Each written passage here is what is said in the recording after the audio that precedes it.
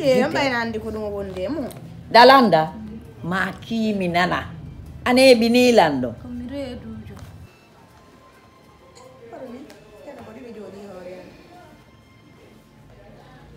Kanu. Alsi.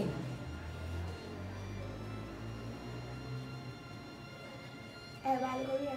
Kau ya ada apa tak kolam. Kau kakani. Dalanda. Wah mi yawade kaya sewa tala yawade. Dewo lande maya ya fangana. Wambo jeyo. No ko woni esir ko kadu fala la yawade. Mi godo yawo takalanka. Mane doi. Problema la. Dalanda nani ko ini ko. Ara misiki déjà la question na réponse question min fala. Weni ko redu c'est pas grave mais min ko mi fala. Ko dew gangala ko ndar. Ay so reedujo. Na ko. Afan kum jeji mata wado yen. Ara min ko mi fala na problème. A referendum na problème.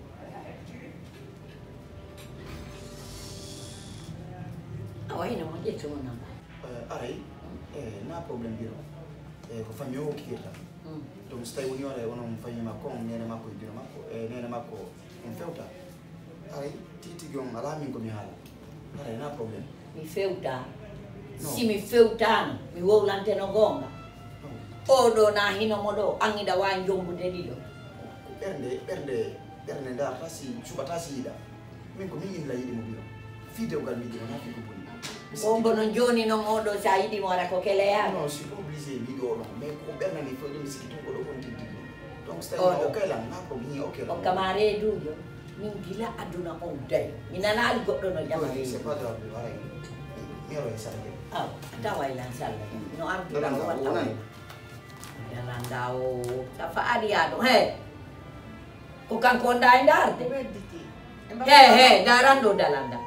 Dalanda he. Ko suka ndai ndarde. Angi makko ngaldi. Tete lu baati anda. Afene, ido suti yali. E puis da wedditi. Kere ene. Awa suka welima. Ko yu da yo dalanda.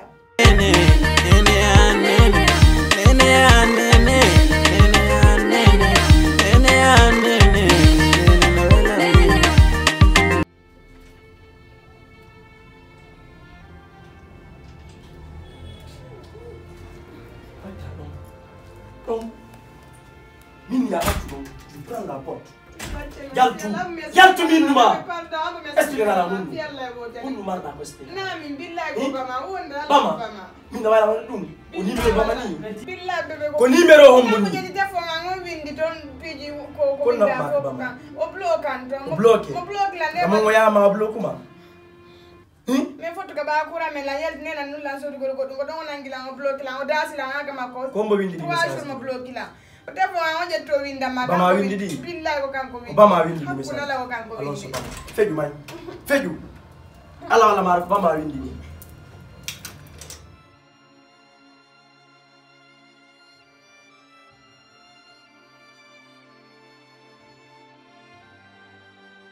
Mama. Petit comme il fait la foutue nade. Non, attends. Petit comme il fait la foutue nade. Comment il message dans le téléphone là? Anga wata Afrique gol ko face à face. Ko téléphone diwo. Vinda mon message. Toi tu n'as pas honte. Anga eta dum. Tu es malade. Tu as quoi? Na mi woni mal, ko woni malade.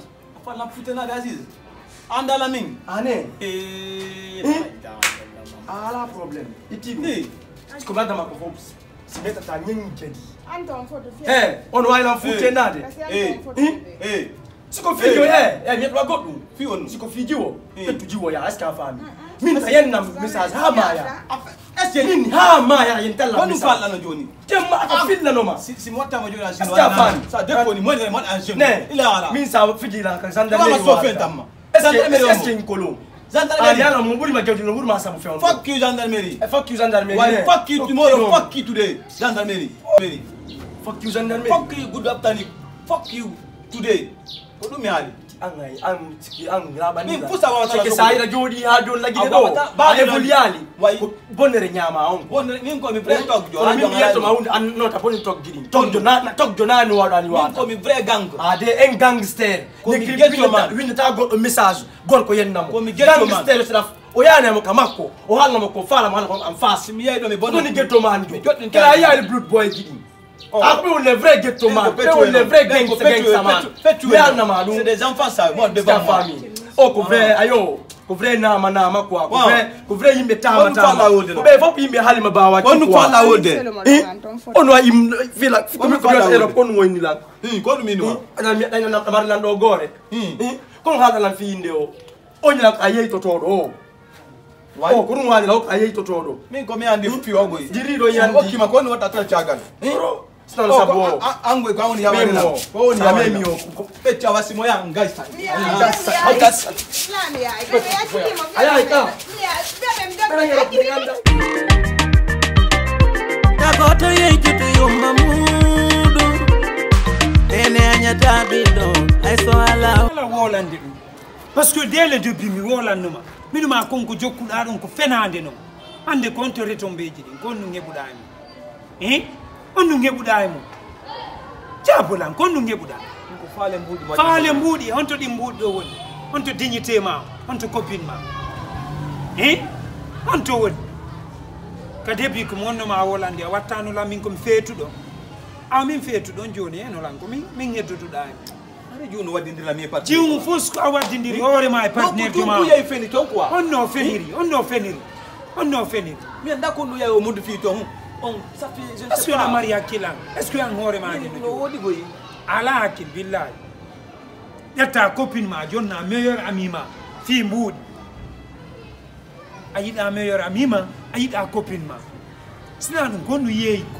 Debbo mun ko amoynata on non ko debbo ma on feƴƴindina piiji ɗin fof ƴetta no ninna joni a échange mo fi jawdi est ce que an ɗamari hoore non ko debbo on quoi debbo honto ko an woni ɗum ɗon honto non joni nafa on ko jelo heɓuɗa ɗi jelo heɓuɗa jabulan ko jelo heɓuɗa no har no marsude business ko jelu noon depuis on business fuɗɗi ko jelo heɓuɗa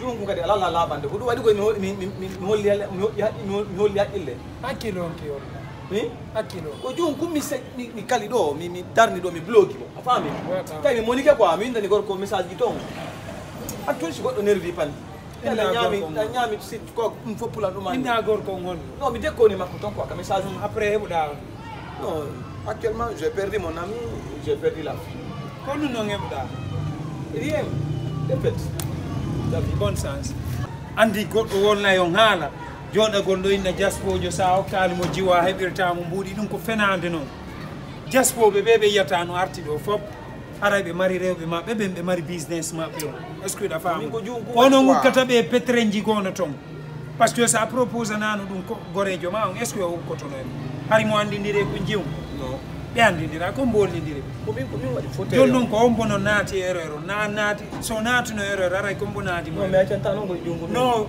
atena mon me atenta mo do ko ngersi hore ma no min ko gore jam wadi ndira no modon modi régler tout ça bro ni quoi zéro c'est qui a fuddike zéro a sakkitori zéro kadi a fawma quoi zéro ni ay ka darda do quoi zéro billahi na jiwo na mbudi na dignité ma fus ala ko eddorda hande na koti an na koti edditido hay e goto ma on gore jan holi lango modon modi zéro jo donc a jonda mari espoir no mo holi lango belen e ken handa mo aziz o e patne jo to modi zéro jo jonu jo ko sa ga en place na ay jungo kila